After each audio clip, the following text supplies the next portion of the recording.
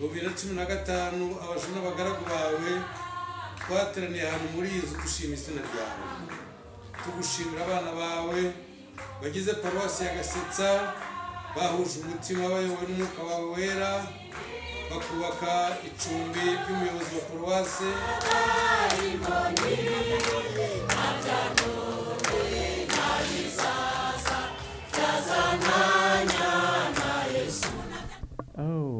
Ntabwo byari bisanzwe. Twari dufite igikorwa cyo gusabira umugisha icumbi twavuguruye. Iyi paruwasi yari ifite icumbi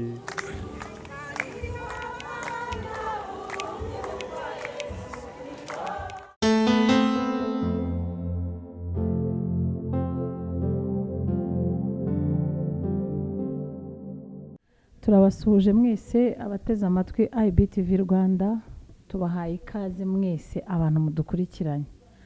Hanyuma rero noneho uyu munsi rwose tugize umugisha wo kwakira umushumba wacu. Pastor, tuguhaye karibu cyane. Murakoze cyane. Yego, Imana ibaho umugisha mwinshi. Nukuri twabyifuje kenshi, twabyifuje kera kugira ngo twumve nk'imba mutima zanyu. Ariko hari hashize igihe rwose tutabonana, ariko uyu munsi dushimye Imana ko yemeye ko noneho tubonana. Turakwakiriye rero rwose, tuguhaye ikaze. Ahangaha ni umurongo uvuga amakuru ajyanye n'iyobokamana, ducishaho ubuhamya, ducishaho indirimbo zihimbaza Imana, tugacishaho amashimwe y'abantu benshi. Hanyuma rero uyu munsi twaje ahantu hitwa i Gasetsa, muri paruwasi ya Gasetsa, Diyoseze ya Kibungo. Tuje dusanga habereye ibintu bikomeye cyane. Twumva twifuje kuganira n'umushumba kugira ngo atugezeho icyabaye uyu munsi akitubwira. Ariko mbere y'ibyo byose ugiye kubanza wibwire abantu baduteze amatwi kugira ngo tuganire tuziranye. Murakoze cyane. Nitwa Iyakaremye Martine, nkabandi umupastori uyobora iyi paruwasi ya Gasetsa muri Diyoseze ya Kibungo. Imana iguha umugisha mwinshi cyane, nubwo ngo bigoye gusabira umushumba umugisha, ariko ubwo noneho turabikoze. Imana ishimwe. Rero tugize umugisha rwose wo kubana nawe, kandi twebwe ku bwacu byatunejeje cyane, kuko ni ibintu biba binejeje kuba uri kumwe n'umushumba wawe, biraryoha rwose. Abantu nanababwira ko noneho dore ndaberetse uyu niwe mushumba wanjye, kandi njya nezezwa cyane no kuba ari we mubyeyi wanjye wo mu mwuka. Imana imuha umugisha mwinshi, kandi namwe mwese abaduteze amatwi, reka Imana ibaho umugisha. Pastor, mbere yo gutangira ikiganiro cyacu, reka ubanze turagize Imana. Murakoze cyane. Mana data wa twese, Mana ishobora byose kandi ifite ubutware bwose, turagushimye kubw'uyu mwanya, kubw'iki kiganiro tugiye kugirana n'abavandimwe. Turinyize kugira ngo umwuka wera atuyoboze ubutware bwe, kugira ngo ibiganiro byacu mwami birusheho gutuma izina rye rikomeza kubahwa. Tubisabye mu izina rya Yesu Kristo umwami wacu. Amen. Amen. Turashima Imana cyane. Tugeze i Gasetsa dusanga hari igikorwa cyahabaye, umushumba yadusuye, ariko cyane mbere yo kudusura hari ikindi kintu cyari kimuzanye. Pastor, ni iki ko twabonye uyu munsi bitari bisanzwe? Ntabwo byari bisanzwe. Twari dufite igikorwa cyo gusabira umugisha icumbi twavuguruye. Iyi paruwasi yari ifite icumbi ryari ritakijyanye n'igihe tugezemwo, yari ikuze cyane ya kera. Hanyuma rero mu kwezi kwa munani k'umwaka washize nibwo twatangiye imirimo yo kurivugurura, turaritunganya neza. Namwe mwaribonye, yenda n'abadukurikiye barabona amafoto yayo. Ni inzu imeze neza, kandi tuyubatse mu gihe kingana n'amezi 10 gusa, kuko twayitangiye mu kwezi kwa munani. Hanyuma uyu munsi nibwo twayitashye ku mugaragaro muri uku kwezi kwa gatandatu. Abakristo b'iri paruwasi bakoresha imbaraga zishoboka zose, kuko kuyivugurura bidutwaye miliyoni 9,480. Urumva abakristo guteranya ayo mafaranga mu mezi 10 yonyine kandi bakora n'indi mirimo y'itorero nayo basabwa. Kubw'iyo mpamvu rero umushumba wa diyoseze yacu yari yaje gusabira umugisha iryo cumbi twavuguruye. Hanyuma n'ikindi gikorwa nacyo cyari cyo kwakira abakristo mu itorero Anglikani. Tugira umuhango wo gukomeza iyo umuntu yabatijwe, igihe kiragera nk'uko ijambo ry'Imana ritubwira, akigishwa ijambo ry'Imana nk'uko Yesu yabivuze mu butumwa bwiza uko bwanditswe na Matayo igice cya 28 n'umurongo wacyo wa 16, 19 na 20, gukomeza kugarukira kuri 20, ubwo yavugaga ati mujye mu bihugu byose mwigisha abarimwe bose ubutumwa bwiza, mubabatiza mu izina rya Data wa twese n'Umwana n'Umwuka wera, kandi mubigisha kwitondera ibyo nababwiye byose. Ubwo rero Yesu ati kandi ndi kumwe namwe kugeza ku mperuka y'isi. Ubwo rero iyo abantu babatijwe nyuma bagahabwa izindi nyigisho zo bagakura mu bukristo, noneho umusenyeri aza kubakomeza akabasengera. Icyo nacyo cyari igikorwa cyari gihari uyu munsi. Ubwo rero niyo mpamvu mwabonye iteraniro rigari cyane, kandi na musenyeri wacu yaramaze nk'imyaka 2 adaheruka inaha, n'abakristo bari bamukumbuye. Hanyuma rero twongera kugira umugisha wo kubana namwe, by'umwihariko nk'umukobwa wacu umuhanzi Isabelle. Abenshi mujya mumubona mukurikirana n'indirimbo ze. Buriya nubwo aba mu mujyi wa Kigali, ariko abatamuzi akomoka i Gasetsa, muri paruwasi ya Gasetsa, kandi turabakurikirana cyane. Indirimbo zanyu turabasengera ngo Imana ikomeze ibashyigikire rwose. Imana ishimwe. Murakoze cyane, ni ukuri ni iby'agaciro kenshi cyane. Nyine iyo uri kumwe n'umushumba njye mbiha agaciro karekare, kandi nanone mbashimiye ko mujya munkurikirana. Imana ibaho umugisha mwinshi, kandi nibyo rwose hari ibyo Imana yavuganye natwe kandi yagiye isohoza. Rero ntabwo dufite impamvu n'imwe ishobora gutuma twiyumanganya kuvuga iyo mirimo y'Imana. Niyo mpamvu n'uyu munsi twagize amatsiko yo kongera kugaruka iwacu, kugira ngo tuze nanone kureba iwacu ko hameze, uko ababyeyi bacu bameze, twongere dukumbure ko tuba twumva dukumbuye kubana n'ababyeyi bacu.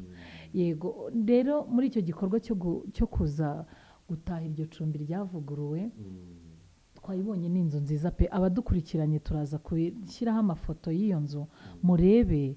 Abantu benshi bavutse i Gasetsa cyangwa bazi Gasetsa, iyo nzu bashobora kuyibona ntibayimenye, nkurikije ukuntu njye nayibonye imeze. Kandi njyewe nshobora kuba nari nyibonye mu mezi nk'atatu ashize, ariko uyu munsi nayibonye nanjye ndatungurwa.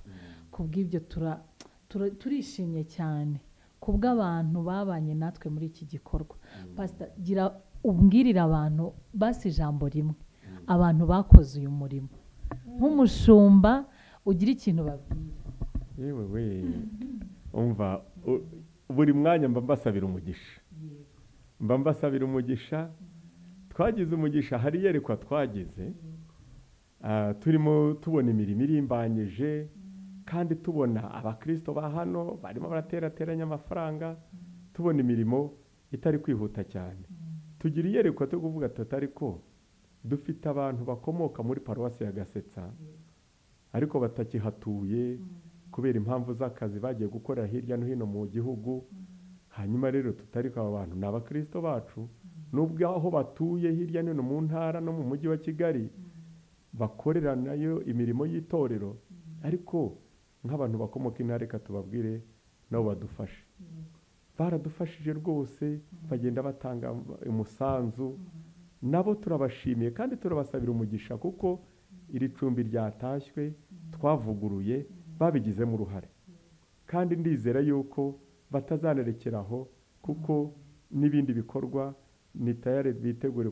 Tuzajya dukomeza kuganira nabo, aho bakeneye, aho badufashe, ndetse natwe aho bakeneye, andi aho bakorera bavuga bati natwe mudufashe, natwe dufatanye nk'abantu duhurije hamwe umurimo w'Imana.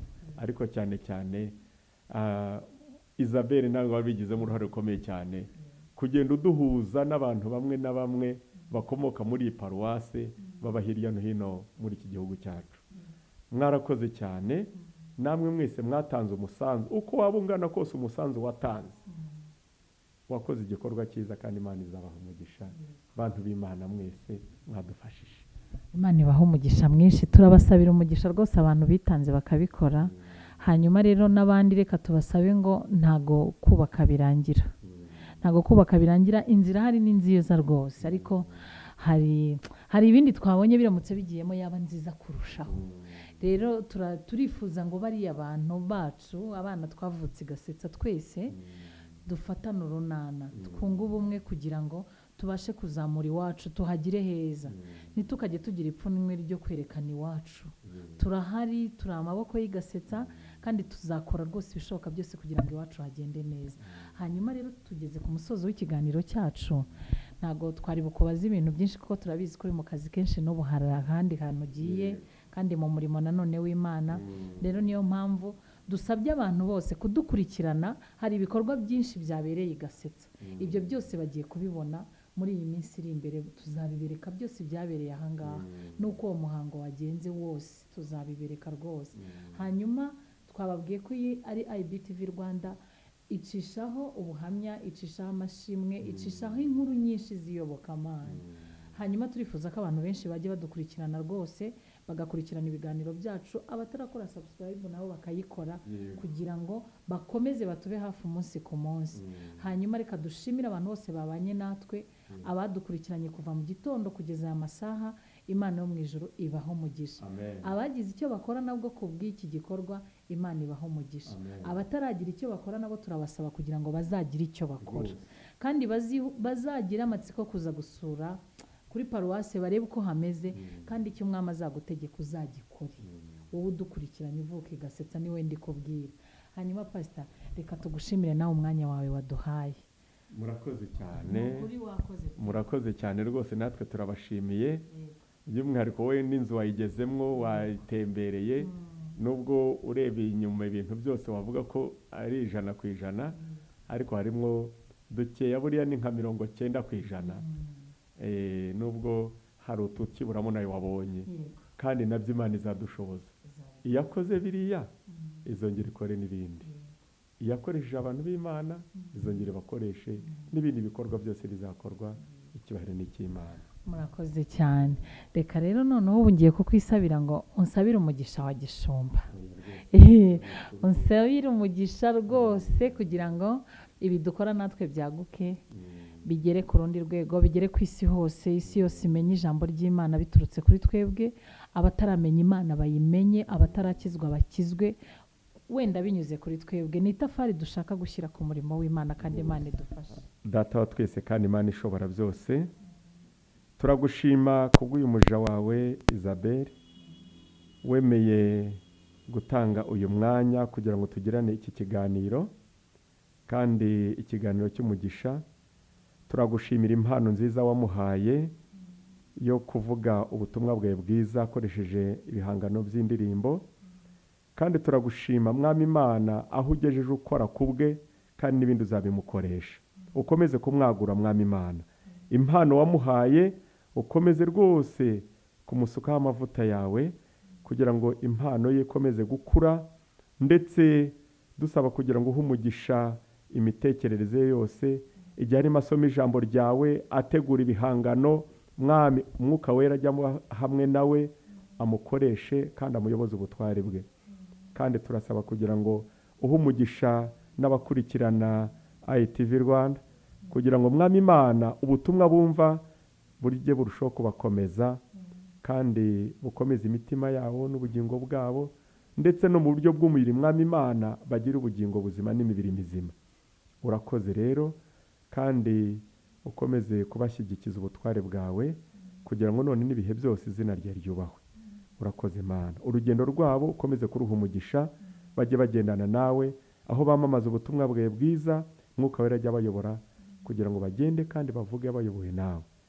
Urakoze Mana, n'ibindi byose ubona bikwiriye biduhera ubuntu, mu izina rya Yesu Kristo umwami wacu, amen. Murakoze cyane. Imana ishimwe cyane rero.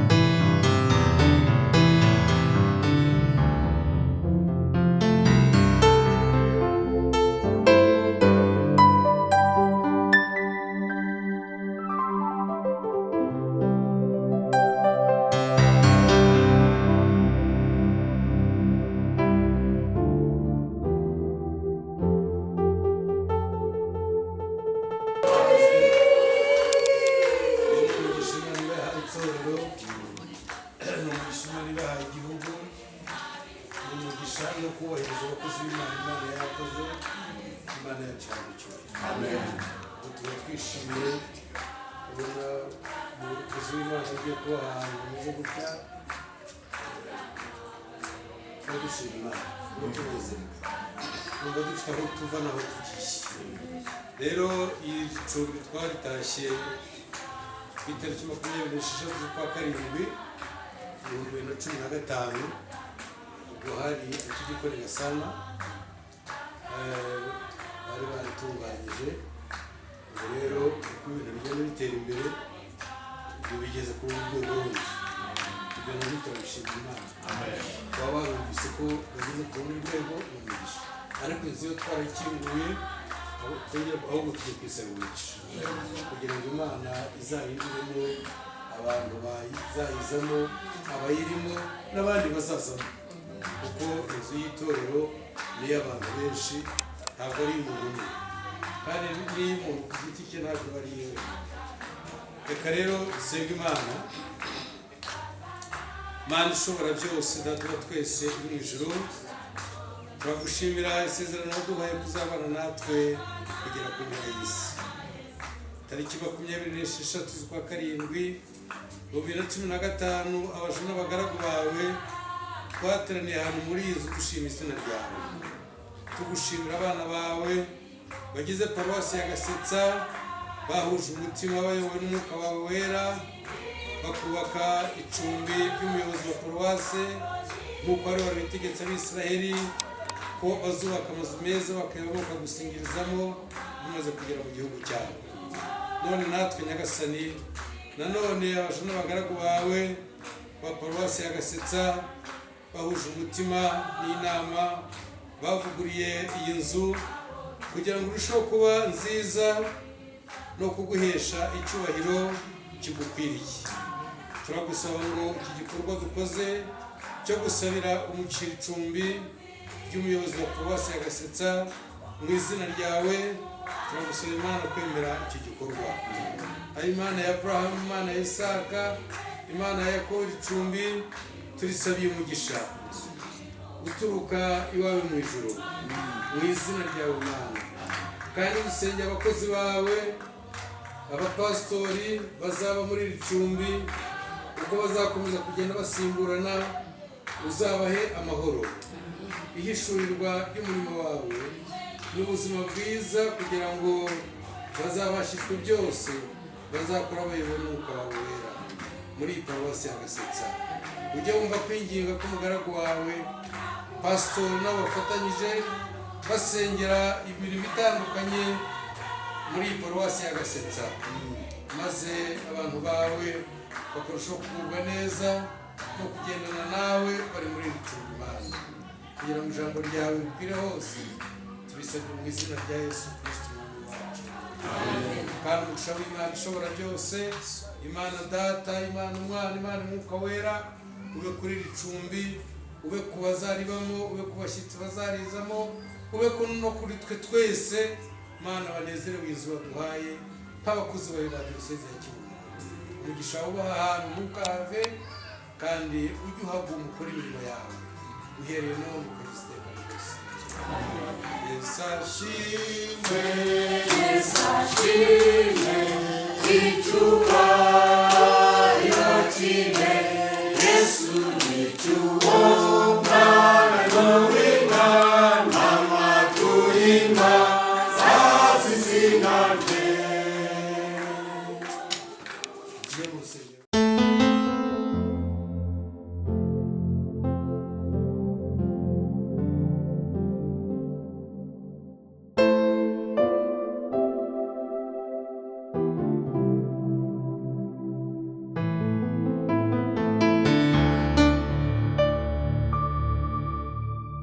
Thank you.